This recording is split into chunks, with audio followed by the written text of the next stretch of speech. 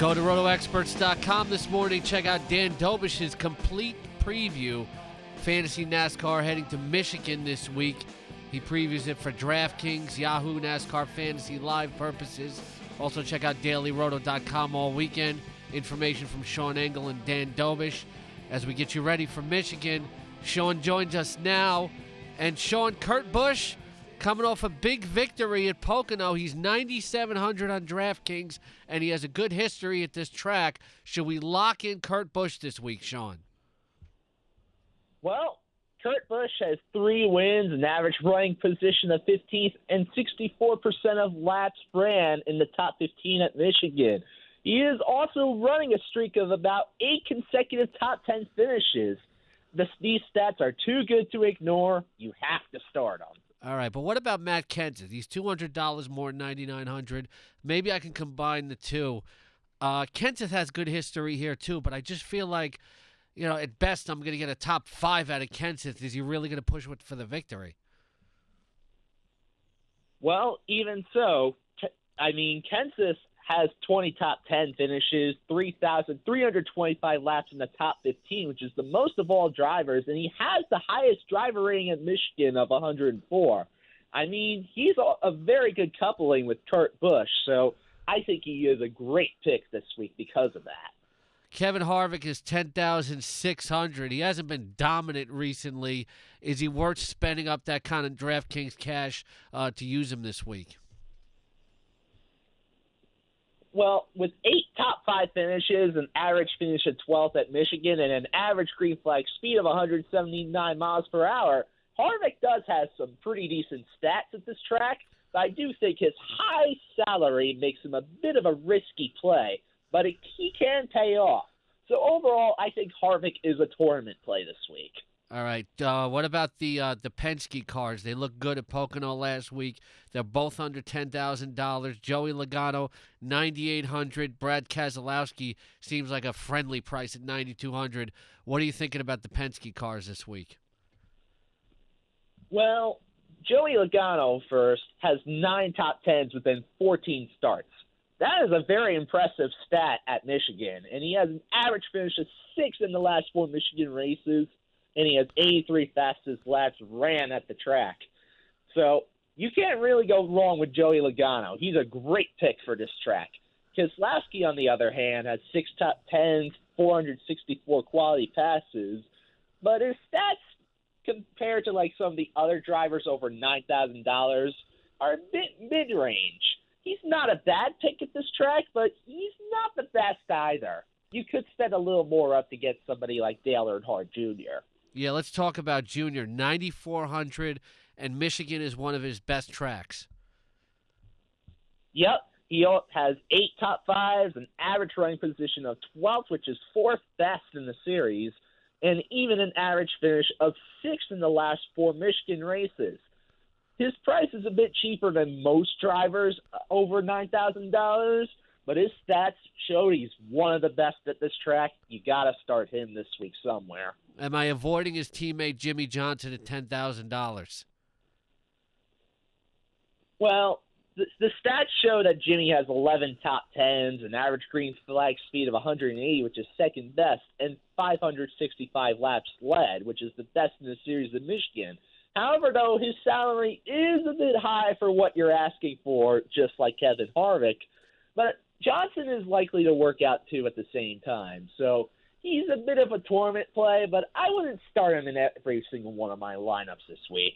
I'm talking Fantasy NASCAR with Sean Engel, the father and son Fantasy NASCAR segment every Friday, and we always note the disclaimer that, when we talk about it on Friday, these are a lot of the guys you can look to do good, but you got to solidify everything by looking at the practice runs and the qualifying runs. Greg Biffle looks like an absolutely terrific bargain at 6,900. Yep. He has 14 top 10s and 25 starts, which is a pretty good stat to have, but that's also not as impressive as the fact that he completed 99% of laps in Michigan. That is a hard stat to beat. It shows he could really finish the race. So I think he's the sleeper pick to play this week because statistically, this is his best track. Greg Biffle, the sleeper pick. We're talking about Biffle as a sleeper. Remember when he was a dominant driver, Sean? Yeah, back then, Roush was a pretty dominant team, too. Yeah, well, Biffle has fallen from grace, much like Tony Stewart, I'm not going to even bother with. Would I roll out Tony Stewart even if I had 50 lineups? I don't think so, Sean. Stewart has just been wildly inconsistent the past season or two.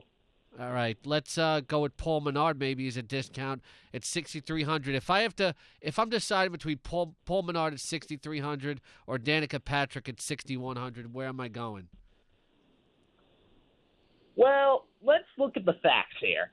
Paul Menard has an average finish of 7th in the last 4 Michigan races and an average running position of 20th.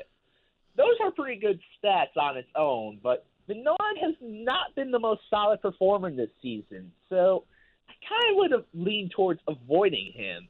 Danica Patrick, on the other hand, has an average running position of 24th and 9% of laps in the top 15 and 55 quality passes in 6 starts. I feel like Danica's not the strongest pick either. I feel like between these two, if you're looking for a driver around this range, you should go with somebody like maybe A.J. Allmendinger or Ricky Stenhouse or even David Reagan. But, I mean, you could deal with worse options than Paul Menard or Danica Patrick, though. 7,700, Ryan Newman and Jamie McMurray, each the same price. Which way do I go? Again, let's look at the facts here. Ryan Newman has an average finish of 18th with 30 laps led and 683 quality passes. He's pretty middle of the road, and his stats are pretty middle of the road, too, compared to a lot of the other drivers. So my preference for him depends on where he qualifies. If he starts very high, I'd avoid him, but if he starts in the middle or the back, I'd use him for sure. McMurray, on the other hand, his stats look pretty similar. Average running position 19th, 31% of laps in the top 15. And it's pretty much dependent on where he qualifies, determining my preference for McMurray. But I think between these two, I like Newman just a little bit better. Bargain basement, Ty Dillon at 6,600 and Chris Buescher, maybe a punt play at 5,200. Well, Ty Dillon has never finished outside the top 25 this season. He finished 14th with a positive place differential in his only Michigan start. His salary makes him a good bargain, and he's one of the best discount plays you can use this week. Buescher, on the other hand, has never raced at Michigan in the Cup Series. But in the Xfinity Series, he does have 3 top 10 finishes, and his salary is very low. But the thing about it is, like I said, he's never raced at Michigan in the Cup Series. So that's a total question mark on how well he's going to do due to inexperience. So he could do really good or really bad. This kind of makes him a bit more of a tournament play as a result. Are there any other bargain drivers that you like and any drivers that you want to avoid? Like I mentioned earlier, Ricky Stenhouse Jr., A.J. Allmendinger, both are pretty nice, solid sleeper picks for this track. And the stats show that they've been quietly performing consistently throughout the fantasy season, actually.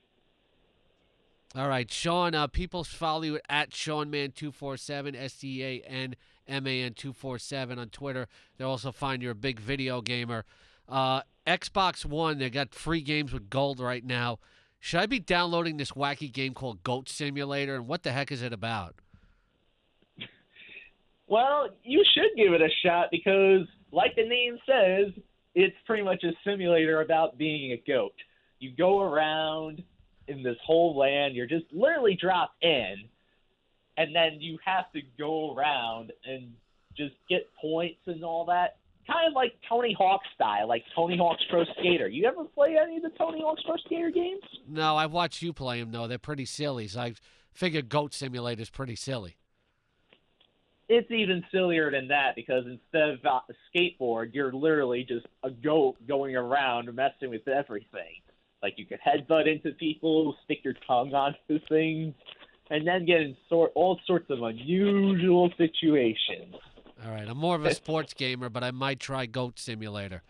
All right, Sean, we'll be watching Michigan on Sunday, and looking forward to it. Thanks a lot.